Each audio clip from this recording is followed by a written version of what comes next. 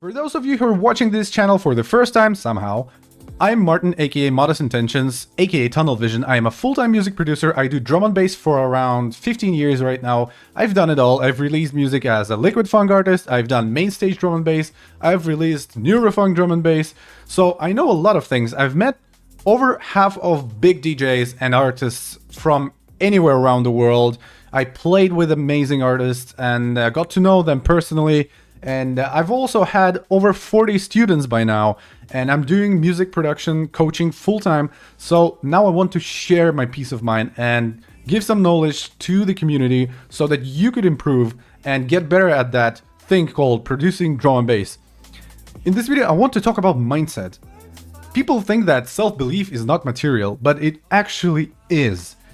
Let me explain that to you.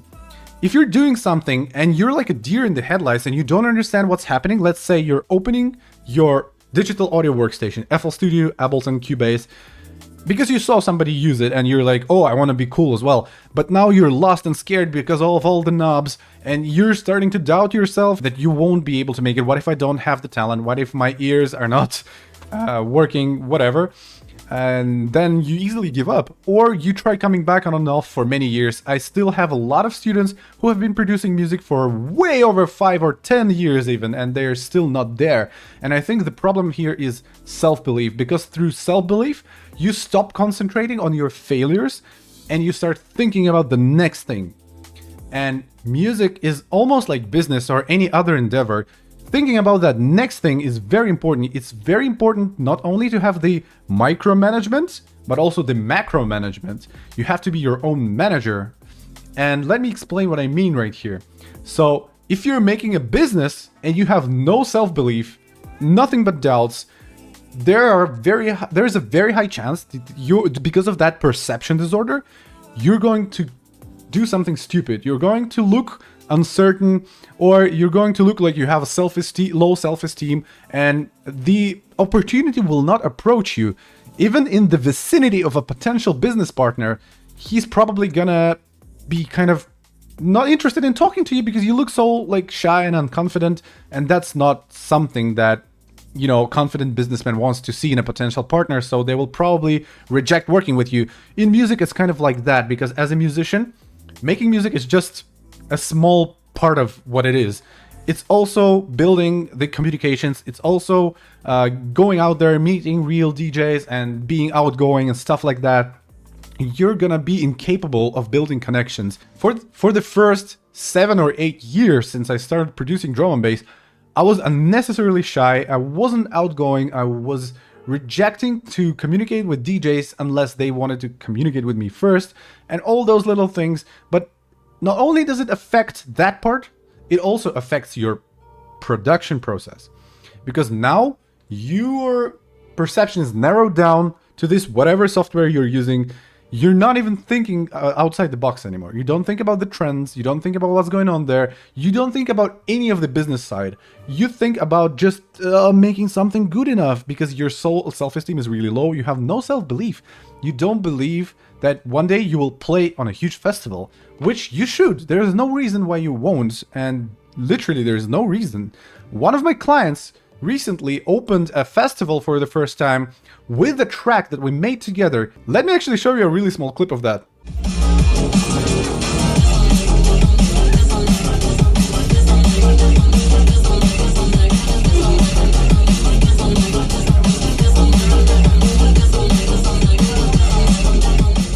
Big up to Kirko.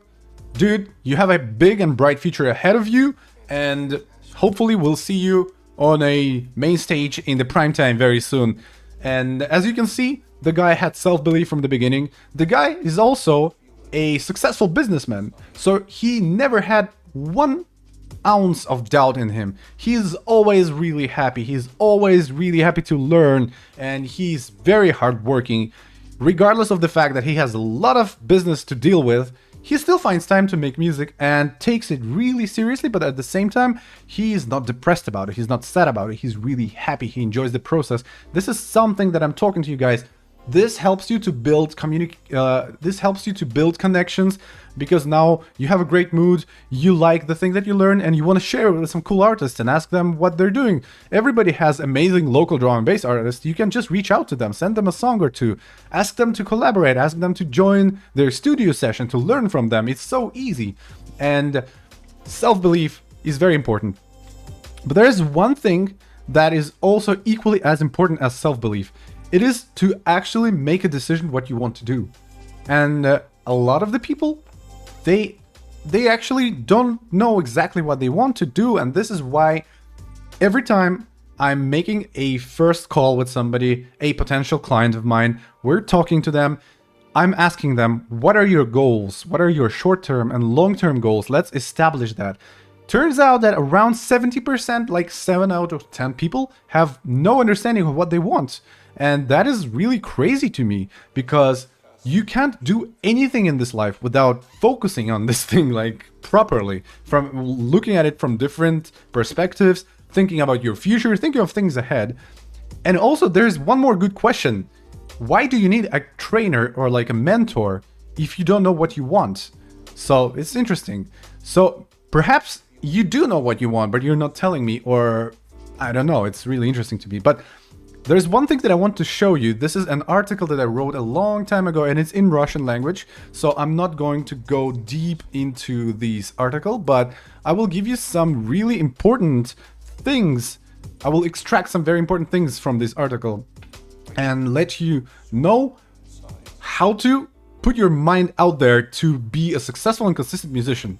First and foremost, I want you guys to look at this picture. This is something that I think is super valuable. I found this on the internet and it inspired me to make this whole thing.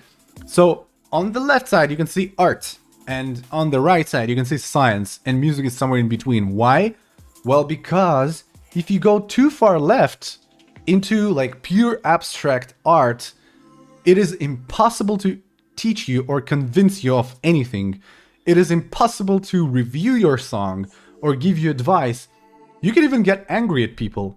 A lot of artists who just go pure art, they create some like between the genre kind of music. So it's like partly dubstep, partly like retro wave, partly techno, all of that like super creative stuff. Not necessarily bad, but what I'm saying is that there's music that people actually listen to and they have already decided, right? So if you want to become a popular musician, a consistent musician, you need to crack the code, crack the formula, understand what is it that consistent and successful artists do, right? And that is more of a science. That is a more of a scientific approach. So on the right side, you got science. So as an artist, you always have to balance between being creative and being smart, like a businessman, right? If you go too far into the art, your songs are going to get rejected. You want to know why? Well, here's a clear and concise answer.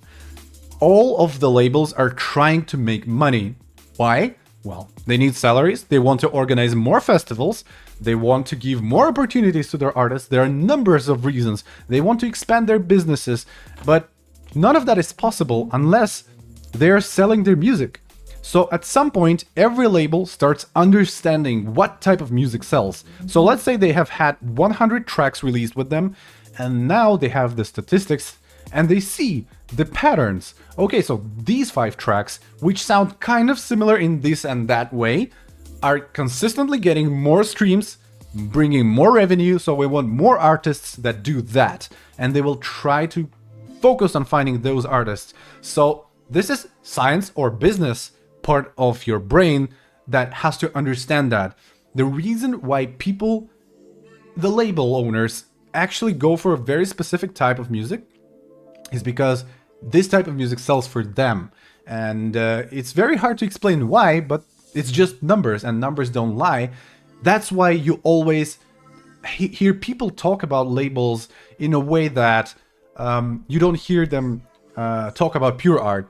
So they will go like say, oh, this is like Viper recording sound. Oh, this is Liquidity sound. Oh, this is Monstercat sound. Why? What is a Monstercat sound? Well, everybody knows what a successful Monstercat is because they've heard the successful Monstercat songs. And now they know what they have to do to get to the Monstercat label, right? So music is more when you start like going into this like area of like, I want to get signed, I want to become a big artist, you have to go more into the scientific part of your brain and start thinking more as a manager or like as a businessman. You need to do some math. You need to look up the numbers. You need to learn what type of synthesis generates those numbers. So what kind of synths or leads or whatever, any type of sounds or vocals work the best for the people. Because your end consumers are not labels, your end consumers are people, and labels know that. So doing pure art will drive you away from a good career. Now, is that a decision you want to take? Sure, you can do that. You can do abstract, unique music. I'm absolutely not opposing that. I'm saying do that. But then don't come to people who are signing and releasing their music and ask them for help, because how are we going to help you? I've had a few of those students in my past. I don't have them now, luckily, but before I used to have them. Students who basically had their own peace of mind on what they want their music to sound like. And when I start helping them out from the perspective of an artist who's been signed and released music constantly, I talk to them about this, like, hey, you this one will not work and this one should be done kind of like this. Let me show you and help you. And they will be unhappy about that because they say like, you know what, this is my song and I want it to sound like that. I think this is my decision. I don't want it to sound like everyone else. And I think that is a really bad mindset if you want to make some money out of your music, if you want to perform at festivals, if you want to be noticed, because now you're turning into an egotistical human who thinks that everyone should listen to you, as opposed to being someone who analyzes market and gives people what they want, because you know what the listeners want, right? You know exactly what they want. Everybody knows what pop music people like. So you've already chosen drum and bass already. So this is not like full on commercial approach, because drum and bass is not so commercialized, right? It's only in some countries, let's put it like that. It's very hard to attract views, attract fans, because there aren't that many, as in like house music, for example. But so you have to be a little bit smarter than that if you want to sign and release your music. And let me help you out. Let me give you a few advice on how to put that yourself in that mind space where you can be more scientific. Here are a few tips. First and foremost, if you want to get signed to a label, listen to the music from the label, all right? This is really important, but most importantly, listen to the most popular music from the label within the last like year or two. See the most successful artists, what type of sound they're going after, and you will quickly notice that the other artists in the same label are going for the same sound. You know, it's clear as day. Tip number 2. Do not listen to what the label owners and DJs and artists tell you. Or at least be smart enough to filter what they're saying, because here's one thing that I ran into personally. I've had a major label A&R tell me that I should be more creative, I should watch videos about meditation, I should be free, blah, blah, blah. Bullshit! Bullshit! You go to that label, you open their tracks, and you hear a pattern. Every artist that releases there has a very similar sound pattern. Don't listen to what they tell you. They will tell you to be creative, be unique, blah, blah, blah, and then they will release copy-paste tracks. This is the truth. So be careful when listening to the label owners ask you to be free, creative, do something unique. While sometimes that is a good tip, because you might have made something generic, right? Most of the times, they're just steering you away from success. You want to get signed and you're not getting signed? Okay, let's learn the template once again. What is the template track for Liquicity? How would it sound? What would the lead sound like for a Liquicity type of a track, right? I'm talking from the perspective of Liquicity, because this is the label that I love and where I want to release my music, right? In the future, and I'm going to release soon this year. So this is the scientific part of your brain. When you get the template right, when you understand how this thing works, and don't get me wrong, it's always evolving, but way slower than you think. You then have to be super creative all the time.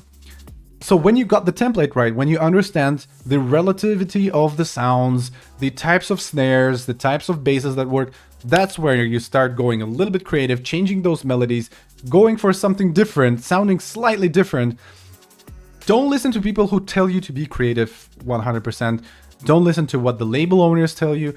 Analyze the market. Listen to what is being signed. You're a manager of yourself once you decided that, okay, I have the self-belief, I have no doubt that I have the talent, and I want to get signed. Next step, analyze. Analyze the type of music. And when I say analyze the type of music, what type of synths are present there? Then Google or search in YouTube how to create leads like in this song and that song, how to create bass like Dimension, whatever is your thing, right? And try to learn the template. Tip number 3, I guess. I'm lost right now. Learning the templates will make you more consistent because a lot of the things will be sorted in your head. You don't have to think about them anymore. You create a very simple basic template and you can start working in the same algorithm with the same workflow every single time. And you can just find some very cool ways to vary them, to be creative and add some strange things every now and then once you get better with it. But you will not have the problem of starting a track. You will not have any type of problem like that because now you know 100% that you're making a relevant type of a mix down from the beginning of the track every single time. So get your workflow together, analyze the market, and just start doing what works. Tip number 4, I guess. Do not listen to everybody on YouTube. If you want to learn how to make money from music and live as a full-time producer, listen to somebody who does that. If you want to learn how to be Dimension, listen to Dimension. Don't listen to a guy with 4 subscribers on YouTube talk about Dimension, right? Unless it's a guy with 4 subscribers who's also releasing music and has, like, let's say 50,000 listeners on Spotify, which is fucking huge numbers, then you can rely on his information, right? So that's very important. Don't listen to people whose is an unreliable and trustworthy source of information. Unfortunately, right now, YouTube is flooded with that stuff, and I'm not sure that it's healthy enough to listen to all these people. A lot of them also do content that is half-baked, so they're not actually showing you proper synthesizing. It's very lazy content. So, all those things combined, you have a very methodical approach. You're now thinking about very specific things to learn, very specific sound design tricks to learn, and very specific templates to learn. And now you have no mental issue, no roadblocks that prevent you from going into this and doing it. When you're going full art, as you can see right here, that's when you start to have mental issues. That's when you start to have problems with, I have a writer's block, I cannot start doing anything. It's because you are trying too hard. Just listen to a song you like, try to replicate it, and then change the sounds around, and that will give you quite a lot of ideas. Instantly, boom. You will not be able to replicate the sound one-to-one anyways, because of everybody has a slight perception, like a slightly distorted perception in their own way. So here's my final conclusion. You have to believe in yourself. You have to believe enough confidence in yourself to start making music with the belief that you will be one day a successful artist and a DJ. If you want to release music successfully, why not have that mindset? That is a positive, successful, non-toxic mindset, and by thinking like that, you're not violating anyone's privacy, right? You're not doing anything bad. So it's a good thing to have. So work on yourself a little bit. Maybe you have a low self-esteem, low confidence.